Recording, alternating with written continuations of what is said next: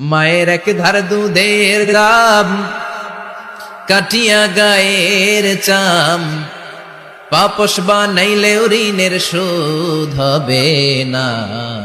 এমন দরদি ভাবে কেউ হবে না আমার মাহাগো, এমন দরদি ভাবে কেউ হবে না আমার মাহাগো। ঠিক কিনা? বিশ্বনবী বললেন লাউ কাতাতা জিলদাক, গায়ের চামড়াগুলো কেটে কেটে রোদে শুকিয়ে যদি মায়ের পায়ের দুইটা জুতাও বানিয়ে দাও, ছোটবেলা যে দুধ খেয়েছো সেটার এক ঢোক দুধের শোধ আদায় হবে না। এজন্য মা যে কি কষ্ট করে। এখানে বেশিরভাগই আমরা নর্মাল প্রসেসে পৃথিবীতে এসেছি, তাই না? সিজারিয়ান বেবি খুব কম, থাকলে এক দুইটা। নর্মাল প্রসেসে একটা বাচ্চাকে ডেলিভারি করতে একটা মা এমন দরদি ভাবে